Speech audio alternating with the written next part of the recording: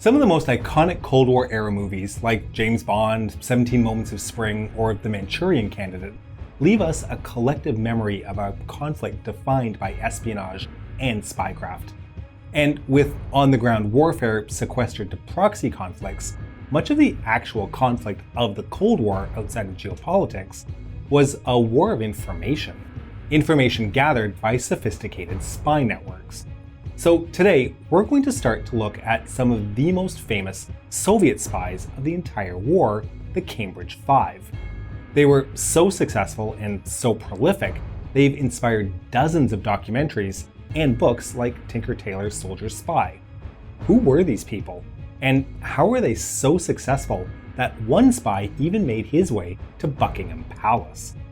We're going to cover all of this over a few videos. We'll explore the wild lives of some of these legendary spies. Oh, hey, that rhymes. I'm your host David, and this is The Cold War.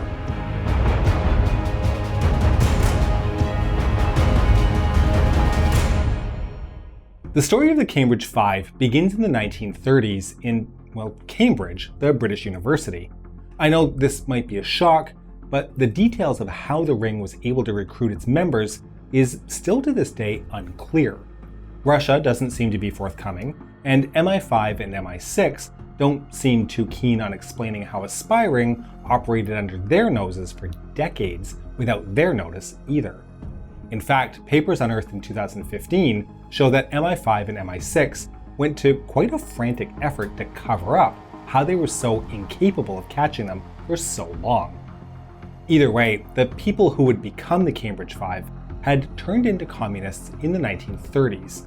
They weren't alone, and to understand why, we need to look at the period they were living in. The 30s was a time of great economic turmoil, to put it mildly. They don't call it the Great Depression for nothing. Many people saw the crash as a sign of capitalism failing, and the relative success of the USSR in the 1930s seemed to many a positive example to emulate going forward.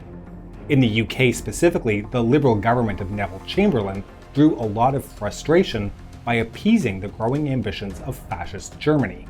And it was in this context that the Cambridge Five were recruited by the NKVD, the precursor to the KGB, the USSR's spying and espionage organization. Each of the five, and possibly more men, recruited into the spy ring attended Cambridge and would go off into various important segments of British society. I suppose there's not much more to do except to go into each member and their stories. For this video, we're going to look at one particular member of the Cambridge Five, Donald MacLean. No, not the folk singer. No, not the basketball player. Yes, the spy. This Donald MacLean became a communist in his final years of Cambridge. The timeline we have is somewhere in the period of 1933 to 1934, based on a book review he wrote for the journal Cambridge Left, a prominent leftist publication. He became a radical involved in university politics. In his senior year, he was recruited to become a spy through a Hungarian priest turned Soviet agent. His instructions were clear: to back down from radical politics and get into the diplomatic service where he'd relay information to the Kremlin. After graduation, he did just that and joined the Foreign Office. Quickly, he started working in the Foreign Office, focused on matters to deal with Western Europe and the League of Nations. There, he kept watch on the response of League committees to the Spanish Civil War, as well as fleeced many high-level officials for confidential secrets. And it appears he was pretty good at it. But then an interruption. His handler, the former priest who recruited him and acted as his point of contact with the USSR, a man he only knew as Theo, returned to Moscow where Stalin's government had him arrested and executed on dubious charges. He was replaced by the wife of Communist Party USA's leader, Kitty Harris. They'd meet after work and exchange documents. Over 2 years, he smuggled more than 40 boxes of confidential papers to relay to the Soviet Union. In 1938, MacLean received a big promotion and an assignment to Paris. There, he worked within the British Embassy, trying, without much success, to work his way into diplomatic high society. He was, however, privy to the top-secret negotiations between France and the UK about checking the power of Germany.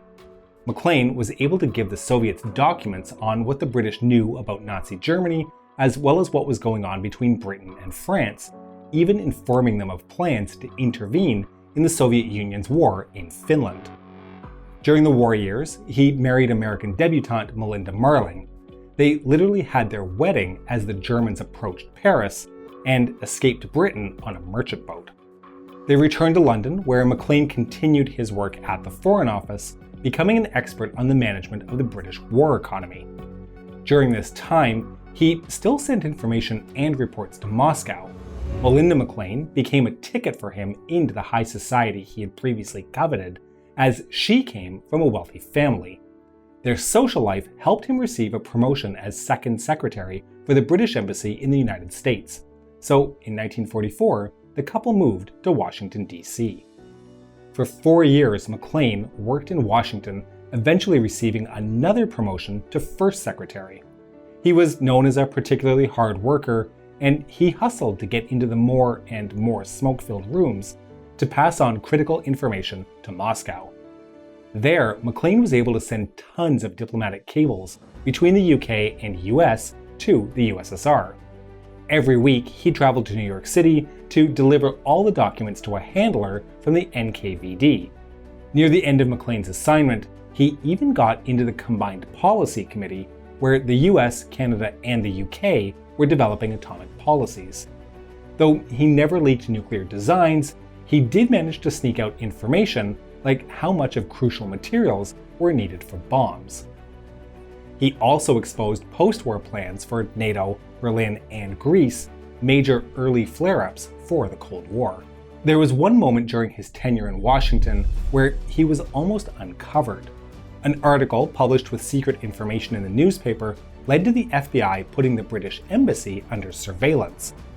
Spotting MacLean at a gay bar led them to conclude that he was a secret homosexual being blackmailed for leaks. They also learned that he drank heavily and did have random sexual encounters with men, but they never found out he worked for the Soviets. So they dropped the investigation without finding out that he was actually a spy.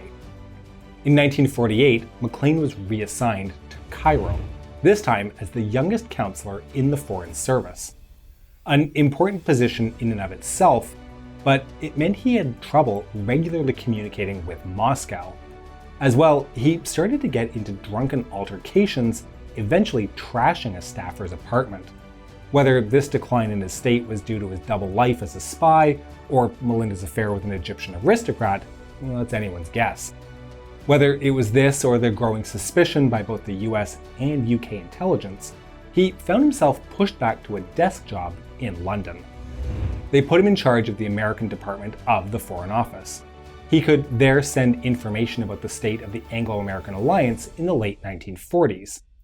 In 1950, he was even in attendance at an emergency summit between US President Truman and UK Prime Minister Attlee. There, they debated using nuclear weapons in the Korean War, and MacLean was there the whole time taking notes. But this high point would also be a final point for him. Between 1945 and 1951, the US and UK began to decipher the code used by the USSR's spy networks. Sometime during that decryption, they discovered that a spy was working for the Soviets by the codename Homer. MacLean was one of 9 possible subjects in 1945, but it wasn't until he was serving back in London that he received warning that they were onto him. On May 25, 1951, he said goodnight to his family and left in a car to begin an escape to Moscow. They took a boat across the channel to France and disappeared. There was a massive media storm about it, and it wouldn't be for 5 more years that the USSR acknowledged that Don MacLean was there. His post-spy life doesn't have a whole lot to write home about. He lived as a citizen of the Soviet Union and eventually became a specialist on NATO-Soviet relations. About a year after his disappearance, his family reunited with him. Melinda and Donald MacLean had a rocky, off-and-on marriage. He was abusive and drank heavily. She eventually left Donald and Moscow in 1979. All of his kids left the Soviet Union as well, moving to the UK and United States. MacLean himself died of pneumonia in 1983. The Cold War was hardly ever actually cold. We've talked a lot about one major front of proxy conflicts breaking out across the world as it decolonized. But in a very real way, the Cold War was one of intelligence and international politics. Spies were as close to a front line as we get for the principal belligerents. Big stories of spies like that of Don MacLean give us glimpses into this world, which we don't often see. Many things about spycraft are kept secret to this very day, and so as you can imagine, historians get very few views into this world. We'll be coming back to the Cambridge Five again soon as we discuss the life of Kim Philby, another member of the Five who also has a wild story. We hope you've enjoyed today's topic, and to make sure you don't miss future episodes, please make sure you're subscribed to our channel and have pressed the bell button. We can be reached via email at thecoldwarchannel@gmail.com. We're also active on Facebook and Instagram at The Cold War TV. If you enjoy our work, consider supporting us via www.patreon.com/thecoldwar or through YouTube membership. This is The Cold War Channel, and don't forget, the trouble with the Cold War is that it doesn't take too long before it becomes heated.